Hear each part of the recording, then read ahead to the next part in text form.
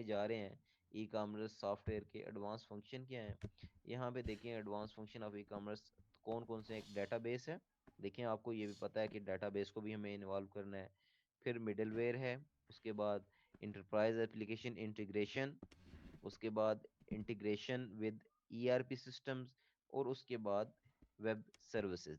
ये वो फंक्शंस हैं जो बैक एंड पे जितना आप बड़ा अपना सिस्टम बनाते जाएंगे इनको इतना ज्यादा स्ट्रांग होना होगा।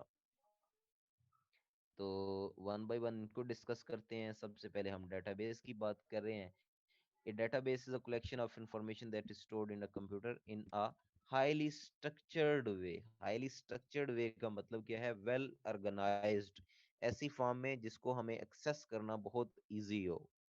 अगर हम किसी एक पेज पे टेक्स्ट लिखते हैं तो वो ऑर्गेनाइज्ड फॉर्म में नहीं है।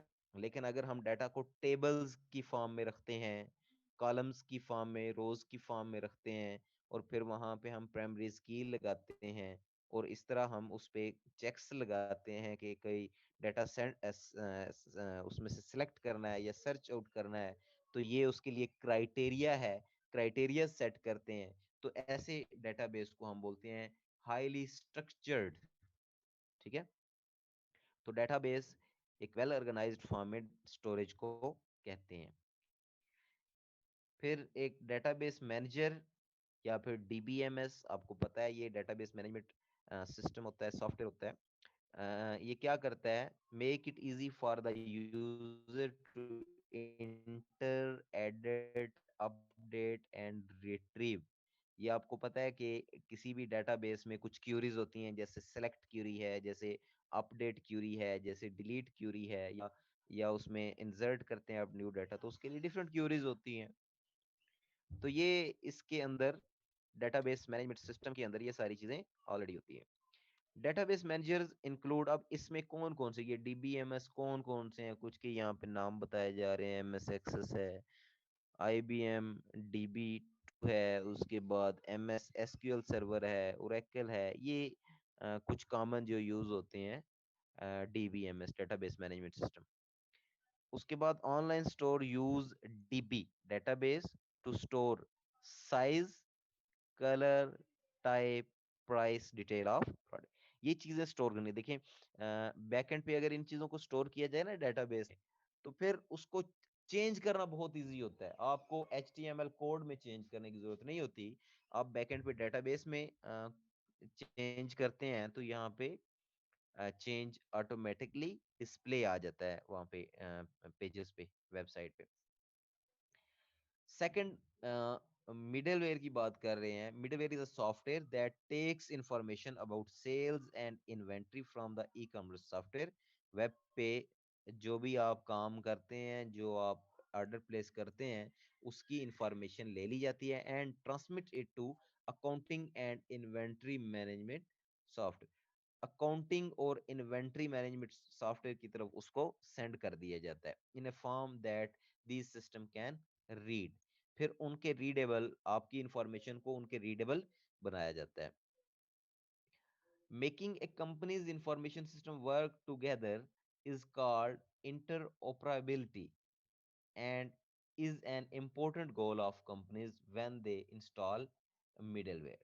अब ये मिडलवेयर जो है इसके जब इसको इंस्टॉल किया जाए, आप यहाँ पे काम कर रहे हैं डेटाबेस में जो सिस्टम, जब डाटा जाना है तो वो आपके डाटा को उसने किसी एक खास स्पेसिफिक फॉर्मेट में लेके जाना है। आप हो सकता है कोई मोबाइल यूज कर रहे हो सकता है आप मैकिंटॉश यूज कर रहे हो, आप विंडोज ऑपरेटिंग सिस्टम यूज कर रहे हो। आप डाटा देते हैं डिफरेंट फॉर्मेट में, और उसको मिडलवेयर क्या करता है, एक स्पेसिफिक फॉर्मेट में जाके डेटाबेस में स्टोर कर देता है।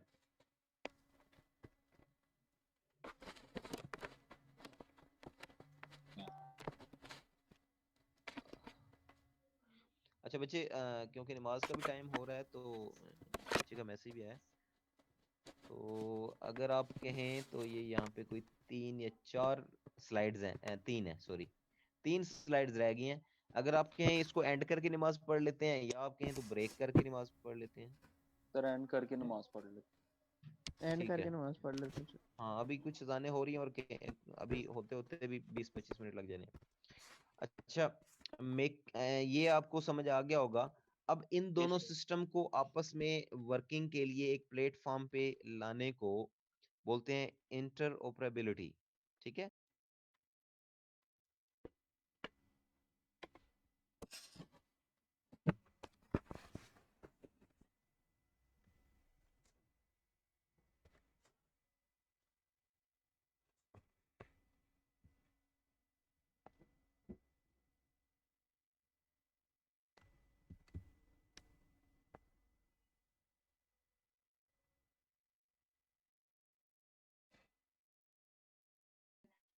एबल बन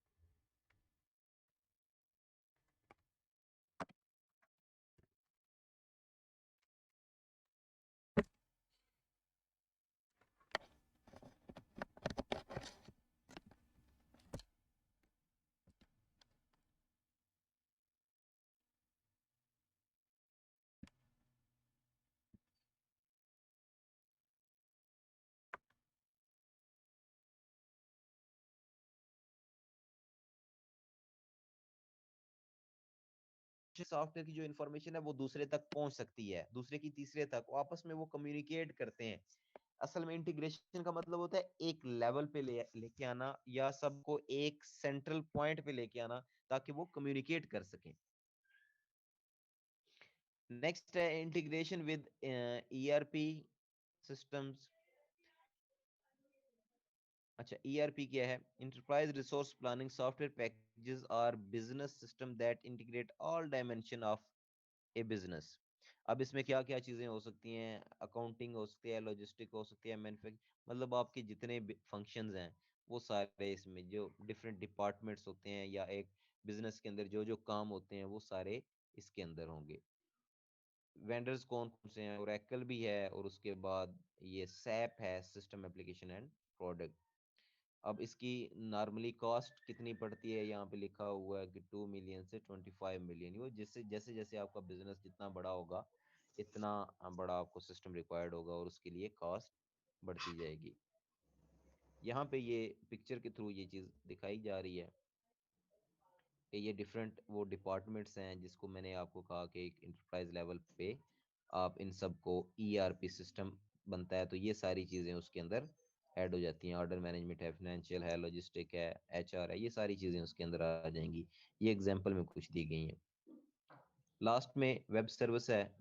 Web service is a set of software and technology that allows computer to use the web to interact with each other directly without human operator directing the specific interaction.